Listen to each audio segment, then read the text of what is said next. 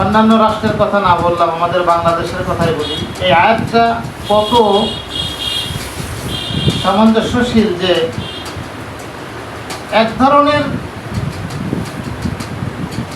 মানুষগুলো তারা আল্লাহর এই নূরকে ফু দিয়ে নিভাই দিতে চায়। কারেন্টের বাতি কোনোদিন ফু দিয়ে নিভানো যায় না, তাই নাকি? একজন বিয়ে বাড়ি বেড়াইতে গেছে, যাওয়ার পরে তার হলো অন্ধকারে ঘুমানোর অভ্যাস। এখন ইলেকট্রিসিটি তো বিদ্যুতের বিষয়ে বাড়ি, তার রুমে বাল্ব চালানো, তার আবার এটার অভিজ্ঞতা নেই, যার কারণে সে রাত্রে সারা রাত সেই কারেন্টের বাতিরে শুধু ফু গেছে, আর নিভানো সম্ভব হয় নাই, ঘুমও তার হয়নি। সকালবেলা বলতেছে বিয়েই ঘুমাইতে পারি নাই। কেন? বলে তুমি যে বাতি জ্বালাই গেছে, বাতি নিভাইতে পারি নাই। কেন? পাশেই তো সুইচ আছে, টাকা দিলে তো বন্ধ হয়ে যায়। সেটা তো আমি জানি না, আমি সারা রাত ঘুমাইছি। এই যে বাতিলের দল জানে না যে আল্লাহ তার এই নূরকে, যে নূর তারা নিভাতে চায়, বাতিলের চ্যালেঞ্জের সামনে আল্লাহ বলেছেন যে আমি আমার নূরকে পূর্ণরূপে বিকশিত করব, পুরো ভোল্টেজে বিকশিত করবে আল্লাহ। এটা আল্লাহর ওয়াদা, আল্লাহর প্ল্যান। অথচ বাতিল এটাকে ফু দিয়ে নিভাইতে চায়। এই যে আমাদের মাঝের থেকে যে ফ্যাসিবাদী সরকার, এর যারা, এর দোসর যারা, এরা তো সবই বাতিল। এরা তো আল্লাহর দিনকে আল্লাহর জমিন থেকে বিদায়ের জন্য ঠিক কারেন্টের বাতি ফু দিয়ে নিভানোর যে পায়, তারা ঠিক এই 16 বছরে তারা তাই করছে। অথচ আল্লাহ বলেন না, আমি এই নূরকে পূর্ণরূপে বিকশিত করব। কাদের দ্বারা কিভাবে করবেন সেটা আল্লাহ ভালো জানেন। আমাদের নিজেদেরও ধারণা ছিল না যে আল্লাহ তাআলার এই বাতিটাকে আল্লাহ এভাবে জ্বালায় রাখবে, নেভাইতে পারবে না। সম্মানিত হাজিরিন, কোরআনের কথা আসলে বিপ্লবী কথা। এটা বললে, সঠিক কথা বললে কেউ মনে করে যেটা মানে আমাকে বলতেছে, আসলে কাউকে বলা হচ্ছে না। এরপর আল্লাহ পাক রব্বুল আমিন বলেন, ওয়াল্লাযী আরসালা রাসূলাহু বিল হুদা ওয়া দীনিল হক লিইয়ুযহিরাহু আলাদ দীনি কুল্লিহি ওয়ালাউ কারিহাল মুশরিকুন।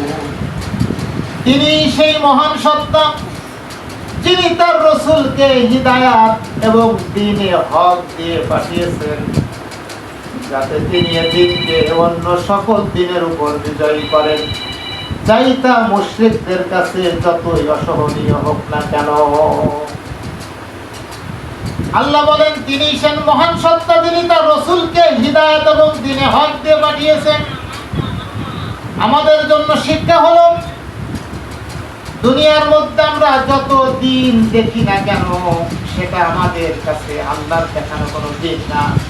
আল্লাহ যেটা তার রাসূলের মাধ্যমে পাঠিয়েছেন সেটাই হলো আমাদের জন্য দিন। সেই দিন মেনে নেওয়াটাই হলো আমাদের কাজ। এর বাইরে কোনো দিন আল্লাহর কাছে নাই। যেই দিনকে প্রতিষ্ঠিত করার জন্য নবী করিম সাল্লাল্লাহু আলাইহি সাল্লাম দুনিয়ায় এসেছেন, সেই দিনটাই হলো আমাদের জন্য চূড়ান্ত দিন। এবং আল্লাহ বলেছেন এই দিন প্রতিষ্ঠিত করা লাগবে অন্যান্য সকল দিনের উপরে। তার মানে হলো, যেহেতু এখানে অন্যান্য দিনের উপরে এটা প্রতিষ্ঠিত করা লাগবে, তাহলে বোঝা যায় যে এই জায়গায় আরো দিন আছে, আরো দিন থাকবে। সেই দিনগুলোর উপরে এই দিনটাকে প্রতিষ্ঠিত করতে গেলে এই দিনের বাইরে অন্যান্য দিনের অবলম্বী যারা আছে তাদের গায়ের মধ্যে জ্বালা পুরাণ করবে। তাদের এটা পছন্দ হবে না, এটা স্বাভাবিক, কারণ এটা আল্লাহ বলেই দিয়েছে। তাহলে বোঝা গেল যে আল্লাহর দেয়া দিনকে প্রতিষ্ঠিত করবে যারাই আল্লাহর দিনকে প্রতিষ্ঠিত করতে যাবে, এই দিনের বাইরে যারা থাকবে তাদের গায়ে জ্বালা পোড়া ধরাটাই স্বাভাবিক হবে, অস্বাভাবিকের কিছু না। দেখবেন কোরআনের কথা যারাই বলবে, রাসূলের আদর্শ বাস্তবায়নের কথা যারাই বলে, তাদের বিরুদ্ধে এক শ্রেণীর লোক উঠে পড়ে লাগে। এখন ওই দলের লোক বেশি হলে এটা এমন না যে দলের লোক বেশি সেই দলেরটাই রাইট। কারণ আল্লাহর নবী 39 বছর যেই সমাজে যেই তাদের কাছে ভালো থাকলেন, আলামিন হলেন, ন্যায় নিষ্ঠাবান থাকলেন, তিনার চরিত্রের চেয়ে ভালো চরিত্রবান কেউ নাই, তিনার মতো আমানতকারী আর কেউ নাই, যারাই বললেন, যাদের সমাজে তিনি এত ভালো থাকলেন, 40 বছর বয়সের পরেই সেই সমাজে তাদের কাছে তিনি খারাপ হয়ে গেলেন। কারণ হলো 40 বছরের মধ্যে কোরআন ছিল না। কোরআন ছিল নাকি? কোরআন ছিল না, কোরআনের দাওয়াত ছিল না, শুধুমাত্র লা ইলাহা ইল্লাল্লাহ দাওয়াত ছিল। তো সেই দাওয়াতে আল্লাহ রাসূলকে কেউ খারাপ বলে নাই, শুধু বলেছে ভাই বাজান ভাতিজা তুমি এই দাওয়াতটা বাদ দাও, এই ইলাহার নাম বাদ দিয়ে আমরা যা করি তুমি এর সাথে থাকো। এক করতে এমনও হলো যে ঠিক আছে ভাতিজা 6 মাস আমরা তোমার আল্লাহর ইবাদত বন্দেগী করি, আর 6 মাস তুমি আমাদের ইবাদত, আমাদের খোদার ইবাদত বন্দেগী করো। এতেও কিন্তু বিরাট কোনো দুশ্মনী আল্লাহ রাসূলের সাথে কাফেরদের আসে না, মুশরিকদের আসে না। কিন্তু যখনই কোরআন নাজিল হলো, কোরআনের সম্প্রচার যখনই শুরু হয়ে গেল, তখনই আল্লাহ রাসূলের উপরে এক এক করে বেশ কয়েকটা হুকুম জারি হয়ে গেল। 1 নম্বরে তাকে মেরে ফেলার হুমকি, তাকে সমাজ থেকে বাহির করে দিতে হবে, এরপরে দেশ ছাড়া করা লাগবে, কারাবন্দি করা লাগবে। এরকমভাবে তার উপরেই কোরআনের দাওয়াত যখনই শুরু হলো, সেই আরবের লোকেরা যারা নবীকে ভালো বলতো তারাই কি করলো, তার দুশমনি শুরু করে দিল। এখন এই সমাজের মধ্যে নবীওয়ালা লোকগুলো, নবীদের উত্তরসূরি, নবীর আসল প্রেমিক, নবীর আসল উম্মত তো তারাই, যারা সেই দিনের ইসলাম প্রচারের সাথে এই সমাজের ইসলাম প্রচারের মিল হবে, তারাই তো নবীর উপরে যেই ধরনের সমাজ ব্যবস্থা, সমাজের যে সকল কাফের মুশরিকদের যেই সকল এইগুলো আল্লাহ রাসূলের উপরে বর্ধিত হয়েছিল, সেইগুলো এই সমাজের মধ্যেও যেই সমাজ, যেই জাতির উপরে, যেই আলেমদের উপরে নিপতিত হবে, বুঝতে হবে যে এরাই সঠিক।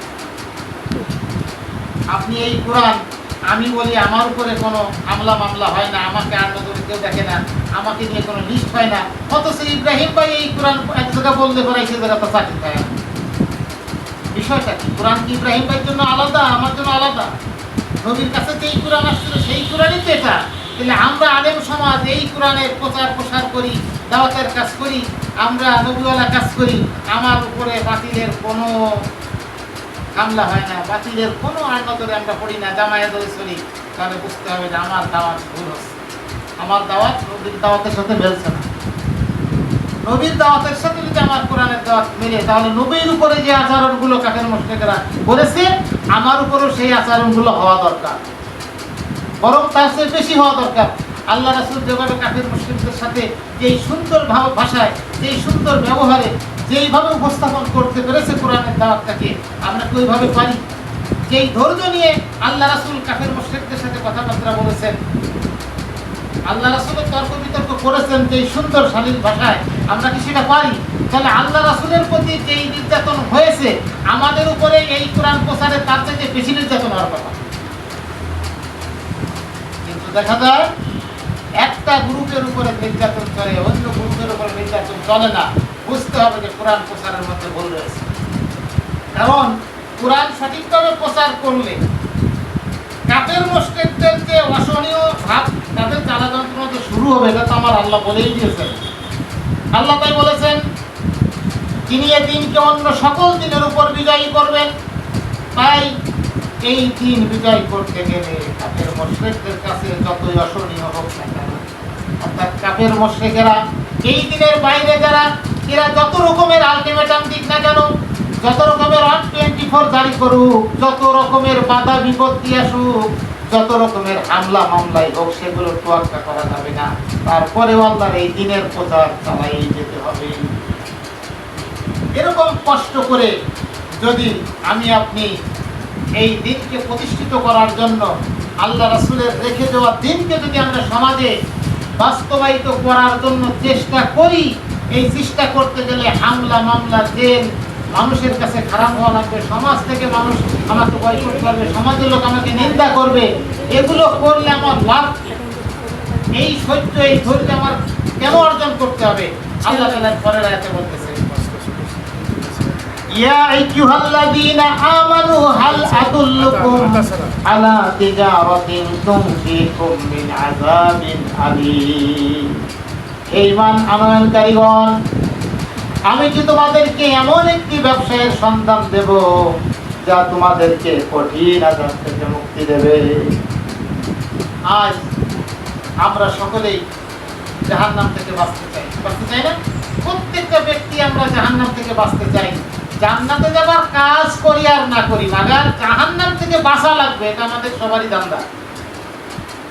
কিন্তু আজ পর্যন্ত কোনো জাতিকে কোনো এভাবেই যেমন আজকে দাওয়াতের কাজ করা হলো যে আপনারা বসবেন, নামাজের পরে বসবেন, নামাজ নিয়েই কথা হবে, কোরআন নিয়ে কথা হবে।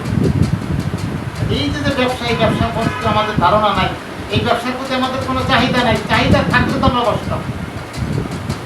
আল্লাহ ওখানে দেখেন আগে বিভিন্ন কষ্টের কথা বলার পরে এরপর আল্লাহ একটা ব্যবসার সন্ধান দিলেন। বান্দারে, তুমি এই কষ্টগুলো, এই মুজাহাদাগুলো কেন করবা? তোমার একটা ব্যবসার সন্ধান আমার কাছে আছে, যে এই ব্যবসাটা যদি তুমি আমার সাথে করো তাহলে তুমি কঠিন আযাব থেকে বেঁচে যাবে। যারা বেঁচে থাকতে চায় আযাব থেকে, তাদের তো আরো বড় বেশি আগ্রহ নিয়ে বসে যাওয়ার দরকার। হুজুর এই ব্যবসাটার কথা বলেন তো, এই ব্যবসায় তো আমি বুঝতেছি 1 টাকায় 10 টাকা লাভ হয়, এরকমের ব্যবসা যদি কোনো দোকানে শুরু হয়, তাহলে ওই দোকানে যে সবাই পরিদর্শন করবে, কি এমন ব্যবসা 1 টাকায় 10 টাকায় ব্যবসা হবে। সবাই করে 1 টাকায় 4 আনা বা 1 টাকায় আরো 2-1 পয়সা এরকমের লাভ হয়, এই ব্যবসা সবাই করে। কিন্তু হঠাৎ করে যদি কারোর কানে যায়, মাইকিং করা হয় যে 1 টাকায় 10 টাকায় ব্যবসা আছে, এমন একটা ব্যবসা ওই পাশে দোকানে চালু হয়েছে, দেখবেন সবাই ভিড় জমা টাকা। তরমুজ 200-250 টাকা দাম পিস, যখনই বলতেছে উপজেলার সামনে 100 টাকা, দেখবেন উপজেলার সামনে কাস্টমারের অভাব। দুনিয়ার ব্যবসাকে আমরা বুঝেছি, আখিরাতের ব্যবসা বুঝি না। আল্লাহ সেই ব্যবসার কথা বলতেছেন, হে ঈমান আনয়নকারীগণ, আমি কি তোমাদেরকে এমন একটা ব্যবসায়ের সন্ধান দেব যা তোমাদের কঠিন আযাব থেকে মুক্তি দেবে। আল্লাহ বলেন, তুমিনুনা বিল্লাহি ওয়া রাসূলিহি ওয়া তুজাহিদুনা ফি সাবিলিল্লাহি বিআমওয়ালিকুম ওয়া আনফুসিকুম যালিকুম খায়রুল লাকুম ইন কুনতুম তা'লামুন। সেই ব্যবসাটা কি? আল্লাহ বলেন, তোমরা আল্লাহ ও তার রাসূলের প্রতি ঈমান আনো এবং আল্লাহর পথে অর্থ সম্পদ ও জান প্রাণ দিয়ে জিহাদ করো, এটাই তোমাদের জন্য অতীব কল্যাণকর যদি তোমরা তা জানো। 1 নম্বর হলো তোমরা আল্লাহ এবং তার রাসূলের প্রতি ঈমান আনো। আমরা তো ঈমান আমরা আনছি, এরপরে কি করা লাগবে? ঈমান যদি আমরা এনে থাকি তাহলে আমাদের আল্লাহর পথে অর্থ সম্পদ জান প্রাণ দিয়ে জিহাদ করতে, অর্থ সম্পদ আল্লাহর পথে ব্যয় করা লাগবে এবং জান প্রাণ দিয়ে জিহাদ করতে হবে। এখন জান প্রাণ দিয়ে জিহাদ করব, কোথায় জিহাদ করবো? জিহাদ মানেই তো অনেকে ভুল ধারণা, জিহাদের অর্থই মানুষ উল্টো মনে করে। জিহাদ মানেই মারামারি, কাটাকাটি, বোম বানানো, কোন জায়গায় বোম ফুটানো লাগবে, এই আলোকে মানে জিহাদ মানে অর্থ, এটা বুঝে নিয়েছে। যারাই জিহাদের কথা বলে এরাই হলো রক্কাটা বাহিনী। জিহাদের কথা বললেই মনে করে এরা জামাত। আসলে জিহাদ শব্দের অর্থ হলো যে কোনো একটা বিষয়কে যদি তার নির্দিষ্ট স্থানে পৌঁছাইতে হয়, এই শুরু থেকে এই বটম লেভেল থেকে টপ লেভেল পর্যন্ত যে চেষ্টাটা চালানো, এই চেষ্টাটুকুর নাম হলো জিহাদ। আজকে মনে করেন যে আমরা এই জোয়ার নামাজের পরে 4টা পর্যন্ত আমাদের ইফতারি পার্টি পর্যন্ত আমাদের যে এখানে একটা দারসুল কোরআন এবং নামাজ নিয়ে যে একটা আলোচনা সভার আয়োজন করেছি, এই আয়োজনটাকে সাফল্যমণ্ডিত করার যে চেষ্টাটা, এই যে জুমার পর থেকে 4টা পর্যন্ত এই অনুষ্ঠানের চেষ্টাটা, এটাই হলো একটা জিহাদ। এই অনুষ্ঠানের জিহাদ। আমি জুমার নামাজ পড়ার জন্য বাড়ি থেকে টাইম মতো এখানে আসবো, এই জুমার নামাজে আসার রওনা থেকে শুরু করে পৌঁছানো পর্যন্ত এটাই হলো পথে জিহাদ, এই কাজের জিহাদ। তদ্রূপ আল্লাহর জমিনে আল্লাহর কোরআনকে বাস্তবায়িত করা, প্রতিষ্ঠিত করা, এই কোরআনের আইনকে পার্লামেন্টে পৌঁছানো, কোরআনের আইন যাতে সমাজে পরিচালিত হয়, এই জন্য কোরআনের সংবিধানটা সংসদ ভবনে পৌঁছানো, এই পৌঁছানোর চেষ্টাটা হলো জিহাদ। কিন্তু মানুষ মনে করে যে জিহাদ মানে মারামারি কাটাকাটি খুন খারাপ। আল্লাহ তাআলা বলতেছেন যে তোমরা যারা